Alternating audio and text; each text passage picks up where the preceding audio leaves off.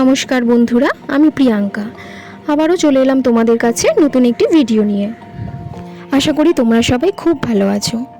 দিনটা ছিল শুক্রবার। ছেলেকে স্কুল করিয়ে তারপর ঘরে এসে খাওয়া দাওয়া করে রেডি হয়ে বেরিয়ে পড়েছিলাম ওকে নিয়ে। কোথায় যাচ্ছিলাম সেটা রাস্তায় যেতে যেতেই বলবো, চলো যাওয়া যাক। ব্যাগটা সকালবেলা গুছিয়েই রেখেছিলাম। টোটো পেয়ে গিয়েছিলাম, যাচ্ছিলাম বেলেপুল বাস ধরার জন্যে। কিন্তু আজকে আমতা নামবো না, নামবো অঙ্কুরহাটি। চলে এলাম স্টেডিয়ামে। এটি হলো আমাদের স্টেডিয়ামের শিব মন্দির। শিব মন্দির ক্রস করে এগিয়ে যাচ্ছি। দুপুরবেলা বলে স্টেডিয়ামটা এত ফাঁকা ফাঁকা লাগছে, কিন্তু যত বিকাল হবে তারপর সন্ধে স্টেডিয়ামে যেন মেলা বসে যাবে। সমস্ত মানুষ তাদের বন্ধু বান্ধব আত্মীয় স্বজন নিয়ে এখানে গল্প আড্ডার ভিড় জমে। আশেপাশে এলাকার মানুষজনও নিজেদের বন্ধু বান্ধব ফ্যামিলি নিয়ে বিকালের দিকে এখানে প্রায় ঘুরতে আসে। খানিকক্ষণ সময় কাটানো ঘোরার খুবই একটি ভালো জায়গা এটি।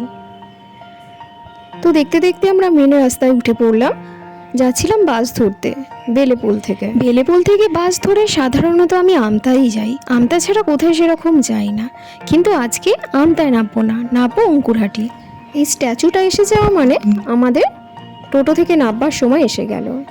এবার কিছুক্ষণের মধ্যেই টোটো থেকে নেমে পড়লাম।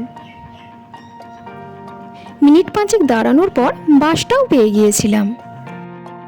বাস ধরেছিলাম বিকাল 4টের সময়, কিন্তু আমরা নেমেছিলাম 5:30টায়। আধা ঘন্টার রাস্তা 1.5 ঘন্টা ধরে যেতে হয়েছিল।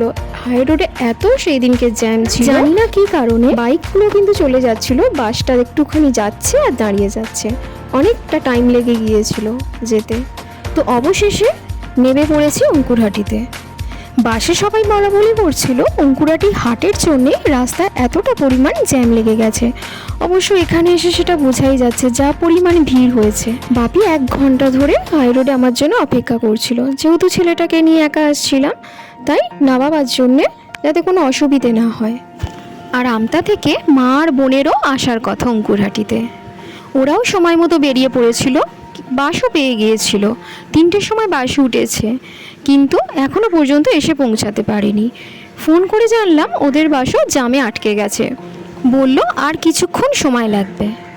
ততক্ষণে বাপি আমাকে হাটটা ঘোরাতে নিয়ে গেল। মার্কেটের ভিতরে প্রচণ্ড পরিমাণে ভিড় ছিল। যেহেতু পুজো এসেই গেছে, তাই অনেক মানুষই ভিড় করেছিল মার্কেটে। গিয়েছিলাম একটা পাঞ্জাবির দোকানে। বাপির একটা পাঞ্জাবি কেনার ছিল তার জামাইয়ের জন্যে, আমাকে ডেকেছিল তাই পছন্দ করে দেওয়ার জন্যে। তো এই হচ্ছে মূল কারণ অঙ্কুরহাটিতে নামার। এই পাঞ্জাবিটা লাস্টে পছন্দ করেছিলাম। তারপর গোটা হাটটা একটু ঘুরিয়ে দেখাচ্ছিল বাপি। চলে গেলাম আন্ডারগ্রাউন্ডে। যেতেই এতটা পরিমাণে ওখানে গরম ছিল আর সেই রকম ছিল ভিড়। সব রকমের জিনিসই এখানে অ্যাভেলেবেল আছে। একটু শুধু দেখে শুনে পছন্দ করে বার্গেনিং করে কিনলেই হবে।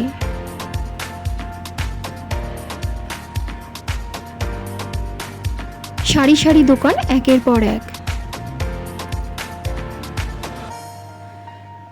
যেহেতু সন্ধে হয়ে গিয়েছিল, অনেক দোকানই উঠে গিয়েছিল। তারপর গেলাম অন্য আরেকটি মার্কেটে। সেখানে প্রায় সবটাই ফাঁকা হয়ে গিয়েছিল, আর যারা ছিল তারা নিজেদের জিনিসপত্র গোছাতে ব্যস্ত ছিল। সেই ভোর থেকে হাট বসেছে, তাই সন্ধে হতেই যে যা জিনিসপত্র গুছিয়ে নিয়ে রওনা দেবে বাড়ির উদ্দেশ্যে। তারপরে বোন আর মাও চলে এসেছিল, আর আমার ছেলে এখানে ক্লান্ত হয়ে বসে পড়েছে। তারপর গিয়েছিলাম শাড়ির দোকানগুলোর কাছে।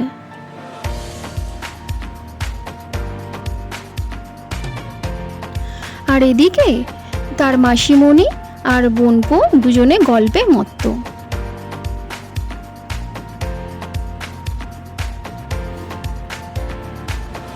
এখানে কিছু শাড়ি দেখা হচ্ছিল। তারপর যাওয়া হয়েছিল একটা ব্লাউজের দোকানে। তো এখান থেকে মা দুটো পছন্দ করে নিয়েছিল। আর এইদিকে আমার ছেলে আর বোন নিজেদের গল্পেই ব্যস্ত। কি গল্প করছে সেটা ওরাই জানে। মাসিমণি থাকলে ওর আর বেশি কাউকে দরকার লাগে না। তারপর বেরিয়ে পড়েছিলাম হাট থেকে। চলে গিয়েছিলাম একটি দোকানে। দোকানটা অঙ্কুরহাটি বাস স্ট্যান্ডের কাছেই, স্বদেশ বস্ত্রালয়। দোকানের ভিতর ঢুকে পড়লাম। এখান থেকে একটা শাড়ি নেওয়ার ছিল। বাড়ির লোকের মুখে দোকানটার অনেক কথাই শুনেছি, আমি এই প্রথমবার এলাম। তবে সত্যি এসে দেখলাম দোকানটা খুবই সুন্দর। A to Z সমস্তটাই এক ছাদের তলায় পেয়ে যাবে। আর তেমনই ওখানকার স্টাফেদের ব্যবহারও খুব সুন্দর। অবশেষে এই শাড়িটা পছন্দ করেছিল মা, আমারও খুব পছন্দ হয়েছিল।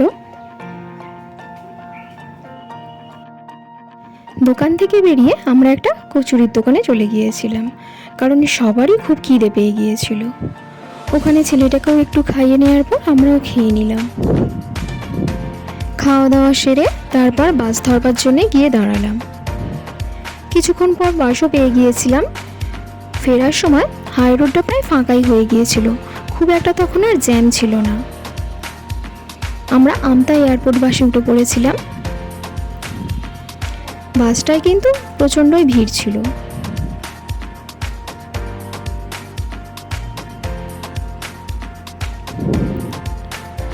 আমরা চলেই এসেছি আমতার কাছাকাছি, কলাতলা ক্রস করছি।